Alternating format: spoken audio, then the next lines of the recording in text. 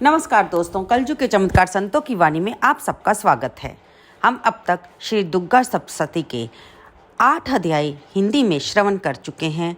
अब हम चलते हैं अध्याय 9 की तरफ। निशुम्भवत माता भगवती की आराधना और उनका ध्यान करते हुए इस प्रकार प्रार्थना करते हैं कि मैं अर्धनारीश्वर के श्री विग्रह की निरंतर शरण लेती हूँ। उनका वरण बंदूक, पुष्प और स्वर्ण के समान रक्तपीत मिश्रित है। वे अपनी भुजाओं में सुंदर अक्षमाला, पाश, अंकुश और वरद मुद्रा धारण करती हैं। अर्धचंद्र उनका आभूषण है और वे 3 नेत्रों से सुशोभित रहती हैं। कथा को आगे बढ़ाते हुए राजा ने कहा, हे भगवान, आपने रक्तबीज के वध में संबंध रखने वाला देवी चरित्र का ये अद्भुत महात्म मुझे सुनाया। अब रक्तबीज के मारे जाने पर अत्यंत क्रोध में भरे हुए शुंभ और निशुंभ को भगवती ने कैसे मारा। तब ऋषिवर ने कहा, राजन, युद्ध में रक्तबीज और अन्य दैत्यों के मारे जाने पर शुंभ और निशुंभ के क्रोध की सीमा न रही। अपनी विशाल सेना को इस प्रकार मारी जाती देखकर निशुंभ गुस्से में भरकर देवी की ओर दौड़ पड़ा। उसके साथ ही असुरों की प्रधान सेना थी। उनके आगे पीछे और पार्श्व भाग में बड़े बड़े असुर थे, जो क्रोध से होठ छिपाते हुए देवी को मारने के लिए भाग रहे थे। पराक्रमी शुंभ भी अपनी सेना के साथ मातृगणों से युद्ध करके क्रोधवश चंडिका को मारने के लिए आ पहुंचा था। तब देवी के साथ शुंभ और निशुंभ का घोर संग्राम छिड़ गया। वे दोनों दैत्य मेघों की भांति बाणों की भयंकर वृष्टि करने लगे। उन दोनों के चलाए हुए बाणों को चंडिका ने अपने बाणों के समूह से तुरंत ही काट डाला और शस्त्र समूहों की वर्षा करके उन दोनों दैत्य पतियों को अंगों में चोट पहुंचाई। निशुंभ ने तीखी तलवार और चमकती हुई ढाल लेकर देवी के वाहन सिंह के मस्तक पर प्रहार किया। अपने वाहन को चोट पहुंचने पर देवी ने श्रुपड़ी नाम का बाण चलाया और निशुंभ की श्रेष्ठ तलवार को तुरंत ही काट डाला। उसकी ढाल, जिसमें 8 चांद जड़े हुए थे, उसे भी खंड खंड कर दिया। ढाल और तलवार के कट जाने पर उस असुर ने शक्ति चलाई, लेकिन सामने आने पर देवी ने चक्र से उसके भी 2 टुकड़े कर दिए। अब तो निशुंभ क्रोध से जल उठा था। उस दानव ने देवी को मारने के लिए शूल उठा लिया, लेकिन देवी ने समीप आने पर उसे भी मुक्के से मारकर चकनाचूर कर दिया। तब उसने गदा घुमाकर चंडी के ऊपर चलाई, लेकिन वह भी देवी के त्रिशूल से कटकर भस्म हो गई। उसके पश्चात दैत्यराज निशुंभ को फरसा हाथ में लेकर आते देखकर बाण समूहों से घायल करके उसे धरती पर माता ने सुला दिया। उस पराक्रमी भाई निशुंभ के धराशायी होने पर शुंभ को बहुत क्रोध आया और वह अंबिका का वध करने के लिए आगे बढ़ा। रथ पर बैठे बैठे ही उत्तम आयुधों से, यानी कि हथियारों से सुशोभित अपनी बड़ी बड़ी 8 अनुपम भुजाओं से समूचे आकाश को ढक रही वह अद्भुत दिख रहा दृश्य था। उससे आते देखकर देवी ने शंख बजाया और धनुष के प्रत्यंचा को भी अत्यंत शब्द किया और अपने घंटे के शब्द से उनके समस्त दैत्य सैनिकों का तेज नष्ट करने वाला जो आवाज थी, शब्द था, तेजमान होकर पूरे आकाश में गूंज उठा। संपूर्ण दिशाओं को उन्होंने व्याप्त कर दिया। उसके बाद सिंह ने भी अपनी दहाड़ से, जिसे सुनकर बड़े बड़े गजराजाओं का महान मद भी दूर हो जाता था, उसे आकाश, पृथ्वी और 10 दिशाओं को गुंजा दिया। फिर काली ने आकाश में उछलकर अपने दोनों हाथों से पृथ्वी पर आघात किया। उससे ऐसा भयंकर शब्द हुआ जिससे पहले के सभी शब्द शांत हो गए। तत्पश्चात शिवदूती ने दैत्यों के लिए अमंगलजनक अट्टहास किया। इन सभी शब्दों को सुनकर असुर थरथरा उठे। भय से उनके हृदय चीर चीर हो रहे थे, लेकिन शुंभ को बहुत क्रोध आया हुआ था। उस समय देवी ने जब शुंभ को लक्ष्य करके कहा, अरे ओ दुरात्मा, खड़ा रहा है, अभी रुक जा। तभी आकाश में खड़े हुए देवता भी बोल उठे, जय हो भगवती, तेरी जय हो। शुंभ ने वहां आकर ज्वालाओं से युक्त अत्यंत भयानक शक्ति चलाई। अग्निमय पर्वत के समान आती हुई इस शक्ति को देवी ने बड़े भारी लुक्के से दूर हटा दिया और उस समय शुंभ के सिंहनाद से तीनों लोग गूंज उठे। हे राजन, उसकी प्रतिध्वनि से वज्रपात के समान भयानक शब्द हुआ, जिसने अन्य सभी शब्दों को जीत लिया। शुंभ के चलाए हुए बाणों से देवी ने काट डाला और देवी के चलाए हुए बाणों के शुंभ ने अपने भयंकर बाणों द्वारा सैकड़ों और हजारों टुकड़े कर दिए। तब चंडिका क्रोध में भर उठी। उन्होंने शुंभ को शूल से मार दिया। उनके आघात से मूर्छित होकर शुंभ पृथ्वी पर गिर पड़ा। इतने तक निशुम्भ को फिर से चेतना आ गई। उसने धनुष हाथ में लेकर बाणों द्वारा देवी काली और सिंह को घायल किया। फिर उस दैत्यराज ने 10,000 बाहें बनाकर चक्रों के प्रहार से चंडिका को आच्छादित कर दिया। उस दुर्गम पीड़ा का नाश करने वाली भगवती दुर्गा ने क्रोधित होकर अपने बाणों से उन चक्रों और बाणों को काट गिराया। ये देखकर निशुम्भ दैत्य सेना के साथ चंडिका का वध करने के लिए हाथ में गदा लेकर बड़े वेग से दौड़ पड़ा। तब चंडी ने उसके आगे आते ही अपनी तीखी तलवार उस पर मारी और उसकी गदा को शीघ्र काट डाला। तब उन्होंने त्रिशूल हाथ में लिया। देवताओं को पीड़ा देने वाले निशुम्भ को शूल हाथ में लिए आते देख चंडिका ने वेग से चलाए हुए अपने शूल से उसकी छाती को छेद डाला। शूल की विदीर्ण होने पर उसकी छाती से एक दूसरा महाबली और महापराक्रमी पुरुष निकल आया। उस पुरुष को निकलते देखकर देवी ठठाकर हंस पड़ी और खड़ग से उन्होंने उसका मस्तक काट डाला। फिर तो वह पृथ्वी पर गिर पड़ा। उसके बाद सिंह ने अपनी दाढ़ों से असुरों की गर्दन कुचलकर खाने लगा। वह बड़ा भयंकर दृश्य था। उधर काली और शिवदूती ने भी अन्य अन्य दैत्यों का भक्षण आरंभ कर दिया था। कुमारी की शक्ति से विदीर्ण होकर कितने ही महादैत्य नष्ट हो गए। ब्राह्मणी के मंत्र पूत जल से निस्तेज होकर कितने ही भागने लगे। कितने ही दैत्य माहेश्वरी के त्रिशूल से छिन्न भिन्न होकर धराशाही हो गए। वाराही के तूतन के आघात से कितने ही पृथ्वी पर गिर पड़े। वैष्णी ने भी अपने चक्कर से अनेक अनेक दानवों के टुकड़े टुकड़े कर दिए। इंद्रियाणी के हाथ से छूटे हुए वज्र से कितने ही प्राणों से हाथ धो बैठे। कुछ असुर नष्ट हो गए, कुछ उस महायुद्ध से भाग गए और कितने ही काली शिवदूती और सिंह के ग्रास बन गए। इस प्रकार मार्कंडेय पुराण में सावर्णिक मनवंतर के कथा के अंतर्गत देवी महात्म्य में निशुम्भ वध नामक 9वां अध्याय संपूर्ण हुआ। चलते हैं 10वें अध्याय की तरफ, जिसमें शुंभ का वध आता है। सबसे पहले शुंभ का वध की कथा आरंभ करते हुए हम पहले देवी भगवती दुर्गा का ध्यान करेंगे, उन्हें नमस्कार करते हैं। मैं मस्तक पर अर्ध धारण चंद्र धारण करने वाली शिव शक्ति स्वरूपा भगवती कामेश्वरी का हृदय में चिंतन करती हूँ। वे तपाए हुए सुवर्ण के समान सुंदर हैं। सूर्य, चंद्रमा और अग्नि यही 3 उनके नेत्र हैं। वे अपने मनोहर हाथों में धनुष, बाण, अंकुश, पाश और शूल धारण किए हुए हैं। अब ऋषिवर ने कहा, हे राजन, अपने प्राणों के समान प्यारे भाई निशुम्भ को मारा हुआ देखकर, सारी सेना का संहार होते देखकर शुंभ ने कुपित होकर कहा, अरे दुर्गा, तू अपने बल के अभिमान में चूर है। तू बड़ी माननी बनी हुई है, लेकिन दूसरी स्त्रियों के बल का सहारा लेकर लड़ती है। तब देवी ने कहा, हे दुष्ट, मैं अकेली ही इन सब में विद्यमान हूँ। इस संसार में मेरे सिवा दूसरा कौन है? ये सब मेरी ही विभूतियाँ हैं, मुझी में प्रवेश करती हैं, मुझे से उत्पन्न होती हैं। ब्रह्माणी आदि समस्त देवियाँ अंबिका देवी के शरीर में लीन हो गई। तब केवल देवी अंबिका ही रह गई। तब देवी ने कहा, मैं अपने ऐश्वर्य शक्ति से अनेक रूपों में जहाँ उपस्थित हुई हूँ, उन सभी रूपों को अब मैंने समेट लिया है और अकेली युद्ध में खड़ी हूँ। तुम भी स्थिर हो जाओ। इसके बाद देवी और शुंभ दोनों में देवताओं और दानवों के देखते देखते भयंकर युद्ध छिड़ गया। बाणों की वर्षा, तीखे शस्त्रों और दारुण अस्त्रों के प्रहारों के कारण उन दोनों का युद्ध सभी लोगों के लिए बड़ा भयानक प्रतीत हुआ। उस समय अंबिका देवी ने सैकड़ों दिव्य अस्त्र छोड़े। उन्हें दैत्यराज शुंभ ने अपने अस्त्रों द्वारा काट डाला। इस प्रकार शुंभ ने जो दिव्य अस्त्र चलाए, उन्हें परमेश्वरी ने भयंकर हुंकार करते हुए खेल ही खेल में नष्ट कर दिया। तब उस असुर ने सैकड़ों बाणों से देवी को आच्छादित कर दिया, यानी कि ढक दिया। ये देखकर चंडिका को क्रोध आया। उन्होंने अपने बाण मारकर उसका धनुष ही काट डाला। धनुष कट जाने पर दैत्यराज ने अपनी शक्ति हाथ में ली। तब देवी ने चक्कर से उसके हाथ की शक्ति को भी काट डाला।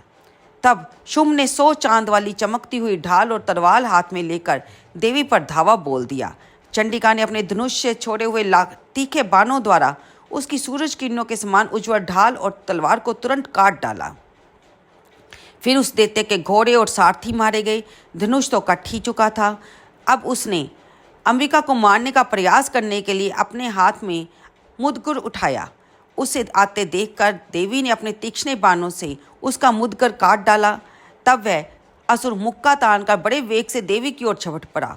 उस दैत्यराज ने देवी की छाती पर मुक्का मारने का प्रयास किया। तब उस देवी ने उसकी छाती में एक चांटा जड़ दिया। देवी का थप्पड़ खाकर दैत्यराज शुंभ पृथ्वी पर गिर पड़ा। वह दोबारा चेतना आने पर जल्दी से उठा और फिर उछला और देवी के ऊपर आकाश में जाकर खड़ा हो गया। तब देवी के रूप में से चंडिका प्रकट हुई और आकाश में जाकर शुंभ से युद्ध करने लगी। अब दैत्यों और चंडिका में आकाश में युद्ध होने लगा, जो कि सिद्ध और मुनियों को विस्मय में डालने वाला था। अंबिका ने शुंभ के साथ बहुत देर युद्ध करने के पश्चात उसे उठाकर घुमाया और पृथ्वी पर पटक दिया। पटके जाने पर वह दुष्ट आत्मा पुनः चंडिका का वध करने के लिए बड़ी वेग से उसकी तरफ दौड़ा। तब समस्त दैत्यों के राजा शुंभ को अपनी ओर आते देखकर देवी ने त्रिशूल से उसकी छाती को चीरकर उसे पृथ्वी पर पुनः गिरा दिया। शूल की धार से घायल होने पर उसके प्राण उड़ गए और वह समुद्रों, द्वीपों और पर्वतों सहित संपूर्ण पृथ्वी को कंपाता हुआ भूमि पर गिर पड़ा। उस दुरात्मा के मारे जाने पर सभी देवता प्रसन्न हुए और जो भी उस समय उल्कापात होने के कारण आकाश धूल से भरा हुआ था, अब स्वच्छ दिखाई देने लगा। नदियां ठीक मार्ग पर बहने लगी। देवताओं का हृदय हर्ष से भर गया। गंधर्व मधुर गीत गाने लगे और बाजे बजाने लगे। अप्सराएं नृत्य करने लगी। पवित्र सुगंधित वायु बहने लगी। सूरज की प्रभा उत्तम हो गई। अग्निशाला की बुझी हुई आग अपने आप पर ज्वलित हो गई। संपूर्ण दिशाओं के भयंकर ध्वनि शांत हो गई। इस प्रकार मार्कंडेय पुराण में सावर्णिक मनवंतर की कथा के अंतर्गत देवी महात्म्य में शुंभ निशुंभ के वध वाला 10वां अध्याय भी पूर्ण हुआ। उम्मीद 11वां अध्याय देवताओं द्वारा देवी की स्तुति और देवी द्वारा देवताओं को वरदान। सबसे पहले देवी का ध्यान करते हुए इस प्रकार कहें, मैं भुवनेश्वरी देवी का ध्यान करती हूँ। उनके श्री अंगों की शोभा प्रभात काल के सूरज के समान है। मस्तक पर चंद्रमा का मुकुट है। वे उभरे हुए सतनों और 3 नेत्रों से युक्त हैं। उनके मुख पर मुस्कान की छटा छाई रहती है। हाथों में वर्द, अंकुश, पाश एवं अभय मुद्रा शोभा पाते हैं। आइए अब कथा का श्रवण करते हैं। देवी भगवती दुर्गा की कथा को आगे बढ़ाते हुए ऋषि ने कहा, देवी के द्वारा वहाँ महादैत्यपति शुंभ के मारे जाने पर इंद्र इत्यादि सभी देवता अग्नि को आगे करके उन कात्यायनी देवी की स्तुति करने लगे। उस समय अभीष्ट वर की प्राप्ति हो जाने से उनके मुख कमल चमक उठे थे और उनके प्रकाश से दिशाएं भी जगमगा रही थी। सभी देवताओं ने कहा, हे शरणागत की पीड़ा दूर करने वाली देवी, हम पर प्रसन्न होइए। हे संपूर्ण जगत की माता, प्रसन्न होइए। हे विश्वेश्वरी, विश्व की रक्षा करें। हे देवी, आप ही चराचर जगत की अधीश्वरी हैं। आप इस जगत का एकमात्र आधार हैं, क्योंकि पृथ्वी रूप में आप ही स्थित हैं। हे देवी, आपका पराक्रम अलंघनीय है। आप ही जल रूप में स्थित होकर संपूर्ण जगत को तृप्त करती हैं। आप अनंत बल संपन्न वैष्णवी शक्ति हैं। इस विश्व की कारणभूता परामाया है। हे देवी, आपने समस्त जगत को मोहित किया हुआ है। आप ही प्रसन्न होने पर इस पृथ्वी पर मोक्ष की प्राप्ति करवाती हैं। संपूर्ण विद्याएं आपका ही विभिन्न स्वरूप हैं। जगत में जितनी स्त्रियां हैं वह सब आपकी ही मूर्तियां हैं। हे जगदम्बे, एकमात्र आप ही इस विश्व को व्याप्त करते हैं। आपकी स्तुति भला कैसे हो सकती है। आप ही परा और पर्यावरणी हैं। जब आप सर्वस्वरूपा देवी, स्वर्ग तथा मोक्ष प्रदान करने वाली हैं, तब इसी रूप में आपकी स्तुति हो गई। आपकी स्तुति के लिए इससे अच्छी उक्तियाँ क्या हो सकती हैं। बुद्धि रूप में सभी लोगों के हृदय में विराजमान रहने वाली और स्वर्ग तथा मोक्ष प्रदान करने वाली नारायणी देवी, आपको नमस्कार है। कला, काष्ठा आदि के रूप से परिणाम की ओर ले जाने वाली तथा विश्व का उपसंहार करने वाली में समर्थ हे नारायणी, आपको नमस्कार है। सब प्रकार का मंगल प्रदान करने वाली आप मंगलमयी हैं। कल्याणदायिनी शिवा हैं। सब पुरुषार्थों को सिद्ध करने वाली शरणागत वत्सला, 3 नेत्रों वाली और गौरी हैं। आपको नमस्कार हैं। आप सृष्टि पालन और संहार की शक्ति, भूता सनातनी देवी, गुणों का आधार और सर्वगुणमयी है। हे नारायणी, आपको नमस्कार है। शरण में आए हुए दीनों और पीड़ितों की रक्षा में संलग्न रहने वाली तथा सबकी पीड़ा दूर करने वाली है नारायणी देवी, आपको नमस्कार है। आप ब्रह्मांडी का रूप धारण करके हंसों से जुते हुए विमान पर बैठती हैं और कुशा मिश्रित जल छिड़कती रहती हैं। आपको नमस्कार है। माहेश्वरी रूप से त्रिशूल, चंद्रमा और सर्प को धारण करने वाली तथा महान वृषभ की पीठ पर बैठने वाली है नारायणी देवी, आपको नमस्कार है। मोरों और मृगों से घिरी रहने वाली तथा माँ शक्ति धारण करने वाली कुमारी रूप धारणी निष्पापे हे नारायणी, आपको नमस्कार है। शंख, चक्र, गदा और शारंग धनुष रूप उत्तम आयुधों को धारण करने वाली ही वैष्णवी शक्ति रूपा नारायणी, आप प्रसन्न होइए। आपको नमस्कार है। हाथ में भयानक महाचक्कर लिए और दाढ़ों पर धरती को उठाए वाराही रूप धारणी कल्याणमयी नारायणी, आपको नमस्कार है। भयंकर नारसी रूप से दैत्यों का वध करने के लिए तैयार रहने वाली, त्रिभुवन की रक्षा में हमेशा तैयार रहने वाली नारायणी देवी, आपको नमस्कार है। मस्तक पर किरीट और हाथ में माँ वज्र धारण करने वाली, सहस्र नेत्रों के द्वारा उद्दीप्त दिखाई देने वाली और वृत्रासुर के प्राणों का अपहरण करने वाली इंद्र शक्ति रूपा नारायणी देवी, आपको नमस्कार है। शिव दूती रूप में दैत्यों की महती सेना का संहार करने वाली, भयानक रूप धारण करने वाली, विकट गर्जना करने वाली है नारायणी देवी, आपको नमस्कार है। दाढ़ों के कारण विकराल मुख वाली, मुंडमाला से विभूषित मुंड मर्दनी चामुंडा रूपा नारायणी, आपको नमस्कार है। लक्ष्मी, लज्जा, महाविद्या, श्रद्धा, पुष्टि, स्वदा, ध्रुवा, महारात्रि, महाअविद्या रूपा नारायणी, आपको नमस्कार है।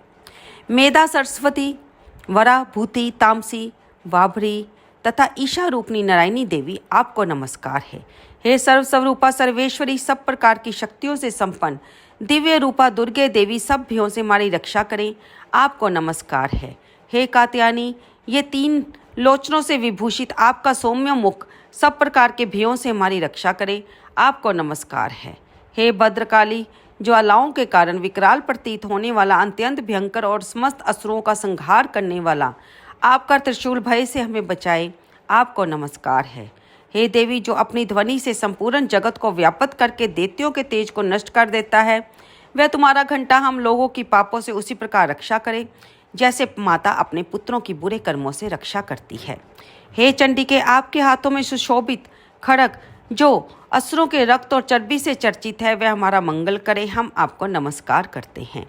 हे देवी, आप प्रसन्न होने पर सभी रोगों को नष्ट करती हैं और कुपित होने पर मनोवांछित सभी कामनाओं का नाश कर देती हैं। जो लोग आपकी शरण में जा चुके हैं, उन पर विपत्ति तो आती ही नहीं। आपकी शरण में गए हुए मनुष्य दूसरों को शरण देने वाले हो जाते हैं। हे देवी अंबिके, आपने अपने स्वरूप को अनेक भागों में विभक्त करके नाना प्रकार के रूपों से जो इस समय इन धर्मद्रोही महादैत्यों का संहार किया है, वह सब दूसरा कौन कर सकता था। विद्याओं में ज्ञान को प्रकाशित करने वाले, शास्त्रों में तथा आदि वाक्यों में आपके सिवा और किसका वर्णन है, तथा आपको छोड़कर दूसरी कौन ऐसी शक्ति है जो इस विश्व को अज्ञान में घोर अंधकार से परिपूर्ण ममता रूपी गड्ढे में निरंतर भटका रही हो। हे विश्वेश्वरी, आप विश्व का पालन करती हैं, विश्व रूपा हैं, इसलिए संपूर्ण विश्व को धारण करती हैं। आप भगवान विश्वनाथ की भी वंदनीय हैं। जो लोग भक्तिपूर्वक आपके सामने मस्तक झुकाते हैं, वे संपूर्ण विश्व को आश्रय देने वाले होते हैं। हे देवी, प्रसन्न होइए, विश्व की पीड़ा दूर करने वाली देवी, हम आपके चरणों में पड़े हैं, आप हम पर प्रसन्न हुए। देवताओं की प्रार्थना सुनकर देवी ने कहा, हे देवताओं, मैं वर देने को तैयार हूँ। आपके मन में जिस इच्छा का हो, जो वर मांगना चाहते हो, मैं इस संसार के कल्याण के लिए वह वर आपको अवश्य दूंगी। तब देवताओं ने कहा, हे सर्वेश्वरी, आप इसी प्रकार तीनों लोकों की समस्त बाधाओं को शांत करें, हमारे शत्रुओं का नाश करती रहें। तब देवी ने कहा, हे देवताओं, वे वासवत मनवंतर के 28वें युग में शुंभ और निशुंभ नाम के 2 अन्य महादैत्य उत्पन्न होंगे। तब मैं नंद गोप के घर में उनकी पत्नी यशोदा के गर्भ से अवतीर्ण होकर विंध्याचल में जाकर रहूंगी और इन दोनों असुरों का नाश करूंगी। फिर अत्यंत भयंकर रूप से पृथ्वी पर अवतार धारण करके मैं विपरीत नाम वाले दानवों का वध करूंगी। उन भयंकर महादैत्यों को भक्षण करते समय मेरे दांत अनार के फूल की भांति लाल हो जाएंगे। तब मैं रंगतंत्रिका के नाम से प्रसिद्ध होंगी। जब पृथ्वी पर 100 वर्षों के लिए वर्षा रुक जाएगी, पानी का अभाव हो जाएगा, उस समय मुनियों के द्वारा, ऋषियों के द्वारा स्तुति करने पर मैं पृथ्वी पर अयोनिजा यानी कि बिना गर्भ के रूप धारण करूंगी और 100 नेत्रों से मुनियों को देखूंगी। तब मेरे साताक्षी नाम का सभी कीर्तन करेंगे। हे देवताओं, उस समय मैं अपने शरीर से उत्पन्न हुई शाखों के द्वारा समस्त संसार का भरण पोषण करूंगी। जब तक वर्षा नहीं होगी, तब तक मैं सबके प्राणों की रक्षा करूंगी। इस कारण मेरा नाम शाकंभरी के रूप में भी पृथ्वी पर ख्याति प्राप्त होगी। उस अवतार में मैं दुर्गम नामक महादैत्य का वध करूंगी। इसके बाद मेरा नाम दुर्गा देवी के रूप में प्रसिद्ध होगा। फिर मैं भीम रूप धारण करके मुनियों की रक्षा के लिए हिमालय पर रहने वाले राक्षसों का भक्षण करूंगी। तब सभी मुनि नतमस्तक होकर भक्ति से मेरी स्तुति करेंगे और मेरा नाम भीमा देवी के रूप में विख्यात होगा। जब अरुण नामक दैत्य तीनों लोकों में भारी उपद्रव मचाएगा, तब मैं 6 पैरों वाले असंख्य भ्रमरों का रूप धारण करके उस महादैत्य का वध करूंगी और भ्रामरी के रूप में सारे जगत में जानी जाऊंगी। जब जब संसार में दानवी बाधा उपस्थित होगी तब तब मैं अवतार लेकर शत्रुओं का संहार करूंगी। तो यहाँ पर हमारा 11वां अध्याय भी संपूर्ण होता है। तो बोलिए जयकारा शेरावाली जी का, बोल साचे दरबार की जय। तो 12वें अध्याय में देवी चित्रों के पाठ का महात्म्य श्रवण करेंगे हम। सबसे पहले हम देवी का ध्यान करते हैं। मैं 3 नेत्रों वाली दुर्गा देवी का ध्यान करती हूँ। उनके श्री अंगों की प्रभा बिजली के समान है। वे सीख के कंधे पर बैठी हुई बहुत ही भयंकर प्रतीत होती हैं। हाथों में तलवार और ढाल लिए अनेक कन्याएं उनकी सेवा में खड़ी हैं। वे अपने हाथों में चक्र, गदा, तलवार, ढाल, बाण, धनुष, पाश और तर्जनी मुद्रा धारण किए हुए हैं। माथे पर चंद्रमा का मुकुट धारण करती हैं। और आइए अब श्रवण करते हैं 12वें अध्याय का। देवी ने कहा है, देवताओं जो एकाग्रचित होकर प्रतिदिन इन स्तुतियों से मेरी स्तवन करेगा उसकी सारी बाधाएं मैं दूर करूंगी।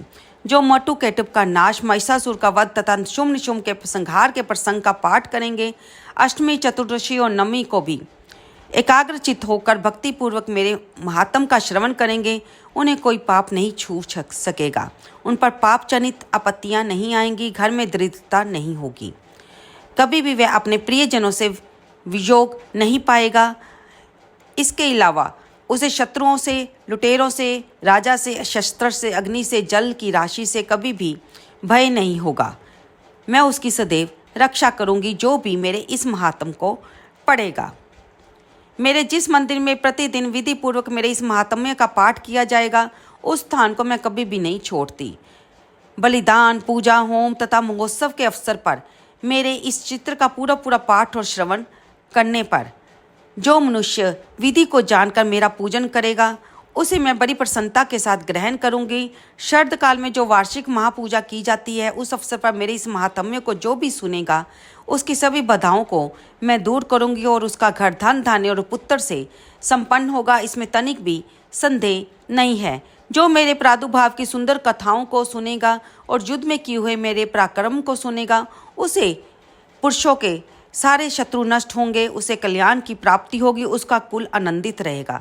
जिसे बुरे स्वप्न दिखाई देते हैं, ग्रह जनित भयंकर पीड़ा से जो ग्रसित है, मेरा महात्म श्रवण करने पर वह इन बीमारियों से दूर होगा, उसकी सभी पीड़ाएं शांत होगी। मनुष्यों द्वारा देखा गया दुःस्वप्न भी शुभ स्वप्न में बदल जाएगा। बाल ग्रहों से आक्रांत हुए बालकों के लिए ये महात्म शांति कारक है। मनुष्य के संगठन में फूट होने पर यह अच्छी प्रकार से मित्रता कराने वाला होता है। इस पाठ मात्र से श्रवण करने से राक्षसों, भूतों, पिशाचों का नाश होता है। पुष्प, अर्घ, धूप, दीप, गंध आदि उत्तम सामग्रियों द्वारा पूजन करने से, ब्राह्मणों को पूजन कराने से, होम करने से, प्रतिदिन अभिषेक करने से, नाना प्रकार के अन्य भोगों को अर्पण करने से, दान देने से, 1 वर्ष तक जो मेरी आराधना की जाती है उससे मुझे जितनी प्रसन्नता होती है उतनी प्रसन्नता मेरे इस उत्तम चित्र का एक बार श्रवण मात्र करने से ही मुझे होती है। इसका श्रवण मात्र सारे पापों को हर लेता है, आरोग्यता प्रदान करता है, मनुष्य की सभी भूतों से रक्षा करता है। ये मेरा युद्ध विषयक चरित्र दुष्ट दैत्यों का संहार करने वाला है, मनुष्य को शत्रु का भय नहीं देता। जिस तरह से ऋषि मुनियों और आप लोगों ने मेरी स्तुति की है वे सभी कल्याणमयी बुद्धि प्रदान करती हैं। वन में सूखने मार्ग पर और दावानल में भी घिरे जाने पर, निर्जन स्थान में लुटेरों के हाथों पड़ जाने पर या फिर शत्रुओं के पकड़े जाने पर अथवा जंगल में सिंह, व्याघ्र या जंगली हाथियों के पीछा करने पर, कुपित राजा के आदेश से वध करने पर या बंधन के स्थान में ले जाए जाने पर, महासागर में नाव पर बैठने के बाद भारी तूफान से नाव के डगमग होने पर, अत्यंत भयंकर युद्ध में शस्त्रों का प्रहार होने पर और वेदना से पीड़ित होने पर, सभी बाधाओं के उपस्थित होने पर भी जो व्यक्ति मेरे इस चित्र का स्मरण करेगा उसे मैं हर संकट से मुक्त करूंगी। मेरे प्रभाव से सिंह आदि हिंसक जंतु नष्ट हो जाते हैं, शत्रु दूर भागते हैं। देवी का महिमा गान करते हुए ऋषिवर ने कहा कि इस प्रकार प्रचंड पराक्रम वाली भगवती चंडिका सभी देवताओं के देखते देखते अंतर्ध्यान हो गई और सभी देवताओं ने उनको नमस्कार करके अपने अपने अधिकार का पालन करने लगे और संसार का कार्य पहले की तरह चलने लगा। अब हम चलेंगे इस अध्याय के आखिरी अंतिम अध्याय यानी कि 13वें अध्याय की तरफ, दुर्गा स्तुति का 13वां अध्याय। तो आइए पहले हम देवी भगवती का ध्यान करते हुए नमस्कार करते हैं, जो उदय काल में सूरज मंडल की कांति को धारण करने वाली हैं, जिनकी 4 भुजाएं 3 नेत्र हैं, जिनके हाथों में पाश, अंकुश, वर और अभय मुद्रा धारण किए रहती हैं, उन शिवा देवी का मैं ध्यान करता हूँ। ऋषि मेधा ने आगे कहा, हे राजन, इस प्रकार मैंने आपसे देवी के उत्तम महात्म्य का वर्णन किया, जो इस जगत को धारण करती हैं, विद्या को उत्पन्न करती हैं, भगवान विष्णु की माया है, सभी जनों पर को मोहित करती हैं। हे महाराज, आप उन्हीं परमेश्वरी की शरण में जाइए और उनकी आराधना कीजिए। मार्कंडेय ऋषि के कहने पर राजा सूरत और समाधि ने देवी भगवती का जंगल में जाकर ध्यान किया और जगदम्बा के दर्शन हेतु वे नदी के तट पर रहकर तपस्या करने लगे। वैश्य उत्तम देवी सूक्त का जप करते हुए तपस्या में प्रवृत्त हुए। वे दोनों नदी के तट पर देवी की मिट्टी की मूर्ति बनाकर पुष्प, धूप, हवन के द्वारा उनकी आराधना करते। उन्होंने पहले तो आहार को धीरे धीरे कम किया, फिर बिल्कुल निराहार रहने लगे, फिर एकाग्रचित होकर देवी का चिंतन आरंभ किया। दोनों अपने शरीर के रक्त से रोज हवन में बलि देते। इस तरह से 3 वर्ष उनको संयम पूर्वक आराधना करते हुए बीत गए। तब देवी भगवती प्रसन्न हुई और उन्हें प्रत्यक्ष दर्शन दिए और उनसे कहा कि मांगो, क्या मांगते हो। तब वे राजा ने माँ भगवती से मांगा कि मुझे वापस अपना राज्य चाहिए, कोई भी शत्रु मुझे जीतने ना पाए। वैश्य ने इसी जन्म में अपना कल्याण मांगा। देवी भगवती ने उन दोनों को उनका मनोवांछित वर दिया। देवी ने कहा, हे राजन, तुम थोड़े ही दिनों में शत्रुओं को मारकर अपना राज्य प्राप्त कर लोगे और तुम्हारा राज्य स्थिर रहेगा। फिर मृत्यु के पश्चात तुम भगवान विवस्वान के अंश से जन्म लेकर इस पृथ्वी पर सार्वजनिक मनु के नाम से विख्यात होगे। हे वैश्य, तुमने जिस वर को मुझसे प्राप्त करने की इच्छा की है, तुम्हें भी मोक्ष की प्राप्ति होगी। इस प्रकार मार्कंडेय ऋषि ने इस कथा का समापन करते हुए कहा कि उन दोनों भक्तों को देवी ने मनोवांछित वरदान दिया और इस प्रकार उन दोनों ने अपने वरदान के हिसाब से राजा ने अपने राज्य को वापस लिया और वैश्यों को मोक्ष की प्राप्ति हुई। तो इस प्रकार से दुर्गा सप्तशती का पाठ समापन हुआ। 13वें अध्याय में हमने ये संपूर्ण किया। आज दुर्गा अष्टमी है भगतजनों, और हमने भी अपना श्री दुर्गा सप्तशती का पाठ हिंदी में पूरी तरह से माँ भगवती के चरणों में हम उनको आराधना करते हुए, उनको नमस्कार करते हुए उन्हें समर्पित करते हैं। हमसे इस हिंदी में श्रवण करते हुए माँ के पवित्र चरित्रों का मनन करते हुए, श्रवण करते हुए जो भी भूल चूक हुई हो, उसके लिए हम माँ दुर्गा से, ममतामयी माँ से क्षमा मांगते हैं। हे माँ, हमें क्षमा करना। तो आइए अंत में हम माँ भगवती की आरती भी करेंगे। आरती जग जननी मैं तेरी गाऊं, तुम बिन कौन सुने वरदाती, तेरे बिना कौन ने वरदाती, किसको जाकर वीणे सुनाऊं। आरती जग जननी मैं तेरी गाऊं, असुरों ने देवों को सताया, तुमने रूप धरा महामाया, उसी रूप के दर्शन चाहूं। आरती जग जननी मैं तेरी गाऊं, रक्त बीज मधु कैटभ मारे, अपने भगतों के काज सवारे, मैं भी तेरा दास कहाऊं। आरती जग जननी मैं तेरी गाऊं, आरती तेरी करूं वरदाती, हृदय का दीपक नैनों की बाती, निस दिन प्रेम की जोत जगाऊं।